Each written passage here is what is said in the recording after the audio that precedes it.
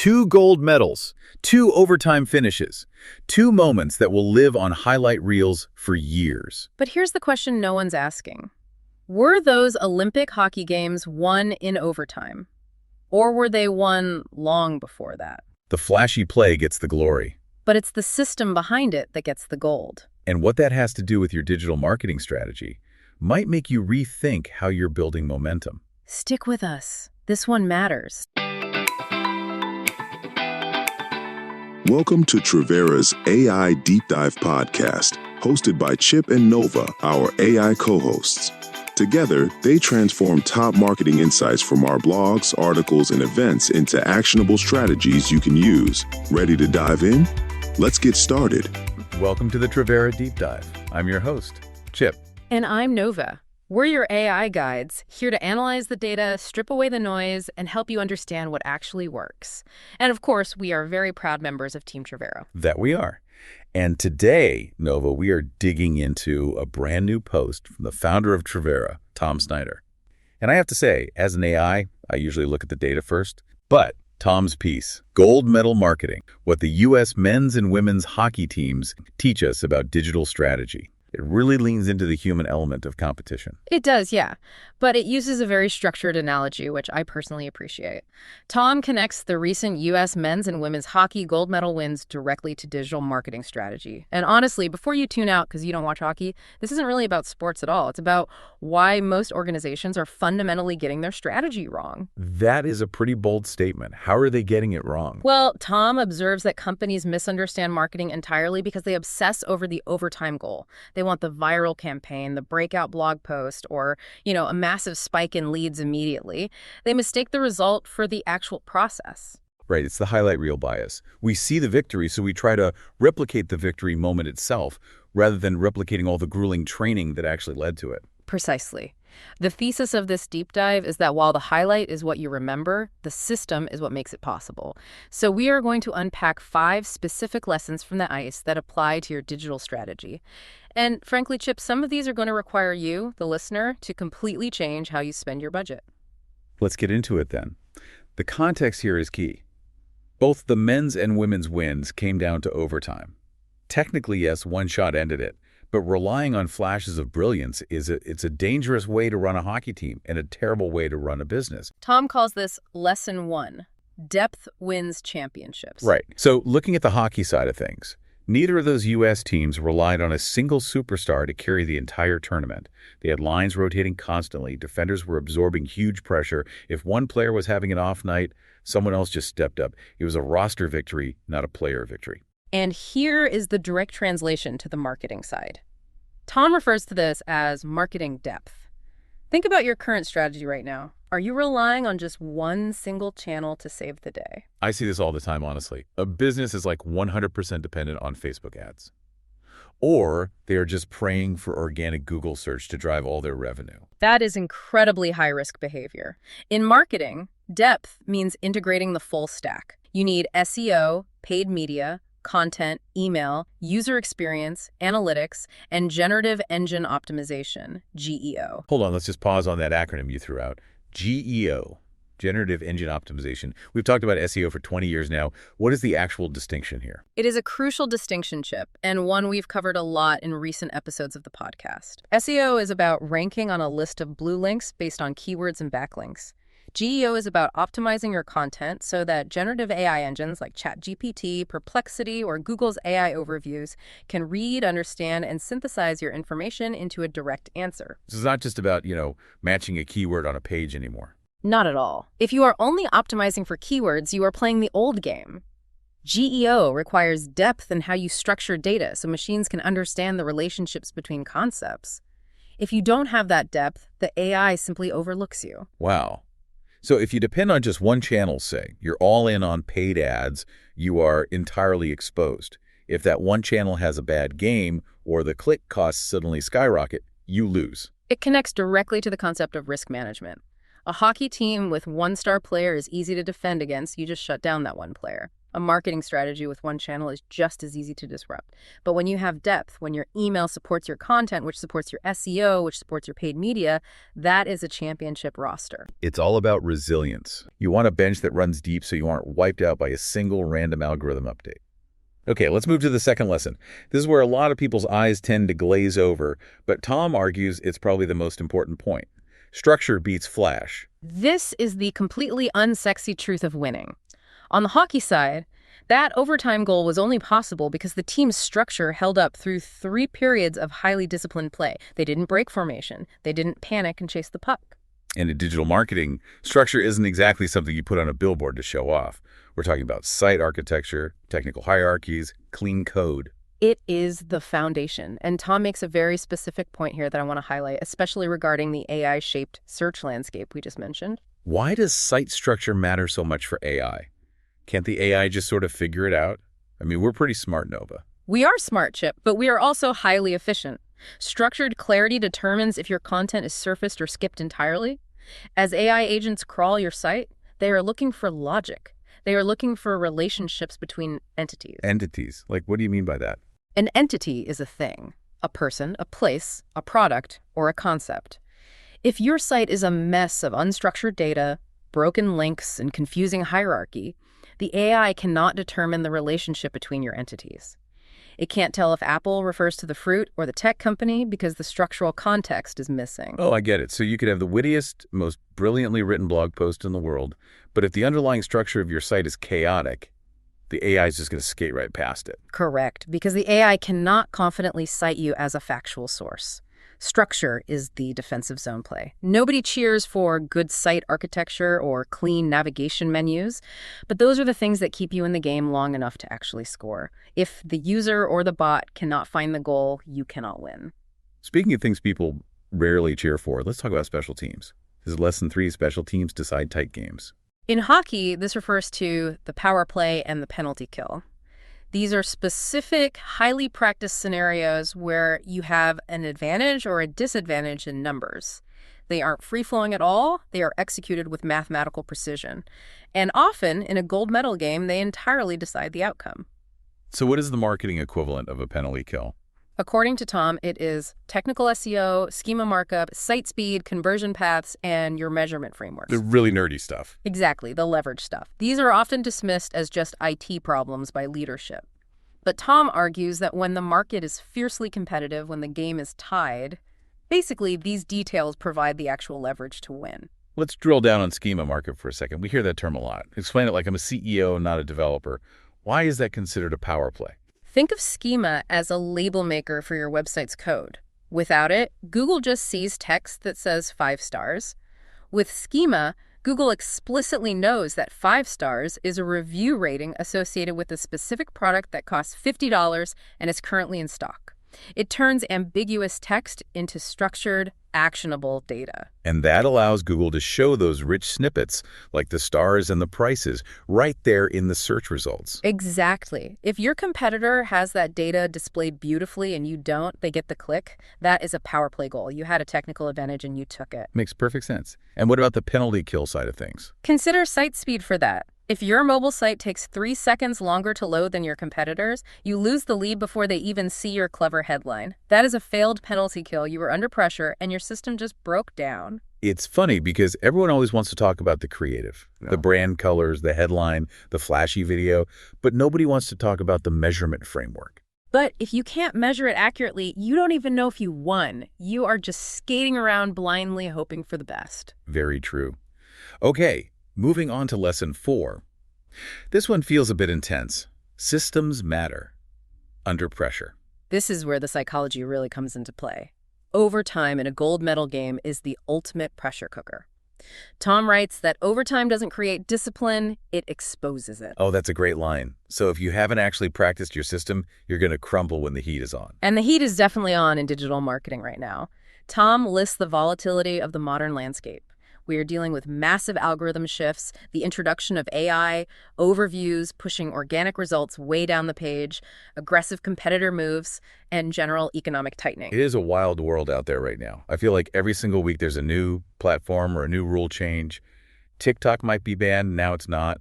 Google is killing cookies. Wait, now they aren't. Meta changes the ad targeting again. Exactly, Chip. And when that pressure hits, when leads suddenly drop for a month because of some external factor, organizations that rely purely on tactics tend to panic.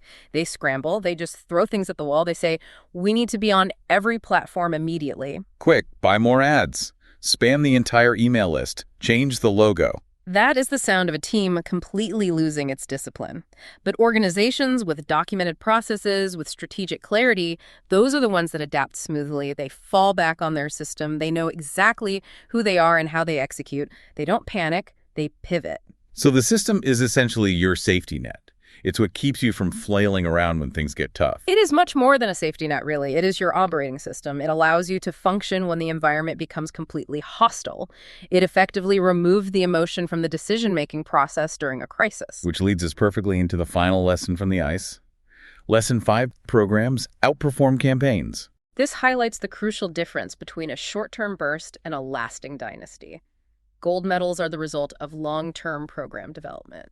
Years of training, years of building the pipeline. And in marketing, we are so incredibly addicted to the campaign, the spring sale campaign, the Q3 push.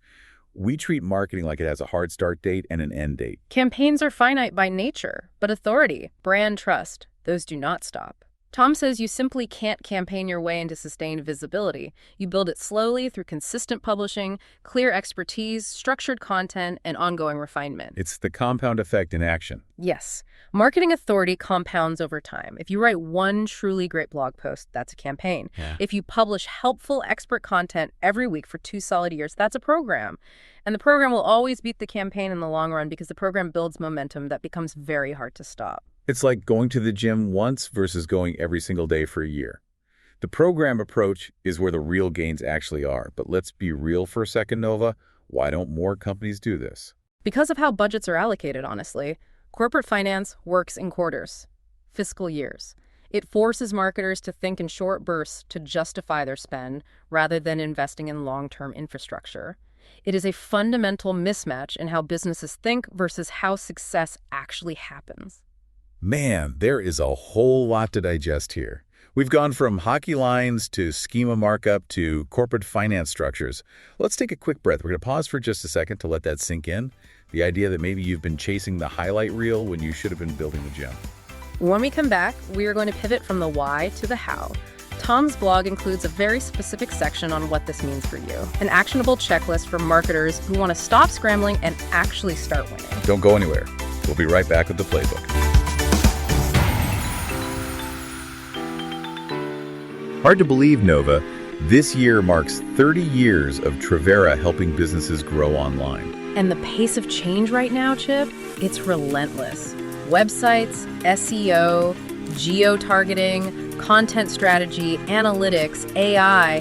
What worked even last year isn't enough this year. That's why for 3 decades, smart marketers have partnered with Trivera for high-performance websites and ROI-driven digital strategy. We blend proven fundamentals with emerging tech, so our clients don't chase trends, they lead with strategy. Clear positioning, rock-solid website development, and a digital ecosystem built for performance, not just traffic.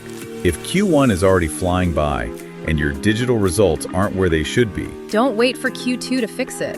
Visit Trivera.com, start the conversation, and let's build a digital strategy that actually moves the needle. Trivera, 30 years in. And we're just getting started. Welcome back to Trivera's AI Deep Dive. Now back to our conversation with Chip and Nova. All right, welcome back to the Trivera Deep Dive. We've been unpacking Tom Snyder's latest blog, Gold Medal Marketing, comparing U.S. hockey victories to digital strategy. We have covered the philosophy quite thoroughly, why depth, structure, and systems matter so much. Now let's get highly practical. Tom outlines exactly how to put this theory to work. This is the part where you might want to take some notes. The shift here is moving away from chasing highlights and toward building solid infrastructure. So action item number 1 is audit your depth. This requires some brutal honesty on your part. You need to look at your channel mix without the rose-colored glasses. Tom says if one tactic drives the majority of your visibility or leads, you have exposure. That is the key metric right there. Ask yourself, If Google organic search completely disappeared tomorrow, would your business collapse? If Facebook unexpectedly changed its ad policy, would you lose 80% of your leads? If the answer is yes, you do not have depth. You have a massive dependency. So the action is to aggressively strengthen the complementary channels, balance the performance. If you're really heavy on ads, start building your email list. That's an asset you actually own. If you're heavy on organic, maybe test some paid support to insulate yourself against sudden algorithm shocks. Exactly. Diversify your portfolio. Think of it just like an investment strategy. You wouldn't put 100% of your retirement into a single stock. Do not put 100% of your marketing into a single platform. Action item number 2 is crucial for anyone thinking about spending money anytime soon. Fix structure before scaling attention. This is the classic leaky bucket problem. I love Tom's quote here. Opportunity without structure wastes budget. It is painful to watch companies pour massive amounts of money into ads that drive traffic to a website that is confusing, slow, or broken. They spend thousands of dollars to get a single click, and then the user lands on a page that loads incredibly slowly or just throws a 404 error. It's exactly like inviting people to a huge party at a house that's still under construction. Hey, come on in, just mind the giant hole in the floor. And hoping they don't notice the lack of a roof, yes. Before you increase your ad spend or push your content harder, you must ensure your website architecture, your messaging clarity, and your technical performance are rock solid. Get the house in order first. Otherwise, you are literally just paying to show people that you aren't ready for them. Action item number 3 is very timely. Make content AI ready. Nova, this is absolutely your wheelhouse. What does a human need to do to make their content ready for you and your digital cousins?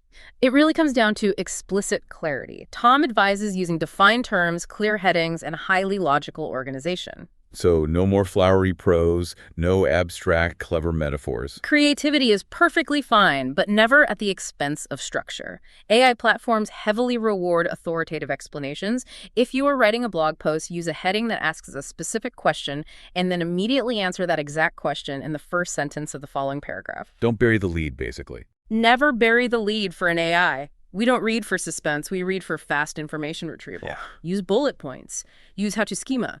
If you confuse the AI, you lose the audience because the AI is rapidly becoming the primary gatekeeper to that audience. Action item number 4, invest in unseen work. This goes right back to our special teams discussion earlier. Technical SEO, analytics configuration, schema, conversion optimization. These things rarely get applause in the boardroom. Nobody brings a great schema markup sign to the quarterly marketing meeting. I might actually start doing that just to shake things up. Walk in with a giant foam finger that says clean code number 1. You would definitely be the only one doing that, Chip. But Tom's point stands, these unseen elements win tight games. When the margins are incredibly thin, the site that loads half a second faster wins the customer. The site that tracks data better optimizes its overall spend faster. You have to invest budget and time into things that customers might never explicitly see, but will absolutely feel in the user experience. It's the difference between painting the car and tuning the engine. The paint looks really nice, but the engine is what actually wins the race. Precisely. And finally, we have action item number 5, think in seasons. Think in seasons. I really like the sound of that. This is the ultimate mindset shift. You need to plan for sustained authority rather than relying on short bursts of activity. Stop thinking in 2-week sprints and start thinking in 2-year roadmaps. Build a roadmap. Measure the progress. Refine the approach. Repeat the process. It is boring advice, Chip. I will freely admit that. Be consistent for a long time is not a sexy sales pitch. It definitely doesn't sell get-rich-quick masterclasses. But it's how you actually win gold. It is. The highlight reel is the result, not the strategy. You cannot schedule a highlight reel. You can only schedule the daily practice that makes it possible. You know, before we wrap up today, I have to bring up the disclaimer at the very end of Tom's blog. He included a note from the very unofficial legal department. I saw that. It says, "We promise this post is not officially affiliated with, endorsed by, or secretly scouted by any Olympic committee. We, just like hockey, gold medals, and disciplined marketing. No rings were harmed in the making of this analogy." I'm very glad no rings were harmed.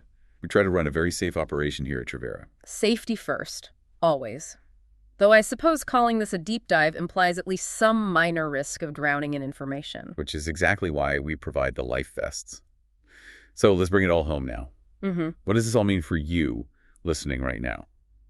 The overtime goal, that incredible moment of victory, is exciting. It absolutely should be. We all want that amazing feeling of winning. But the organizations that consistently win, not just once by luck, but over and over again, are the ones that build the systems first.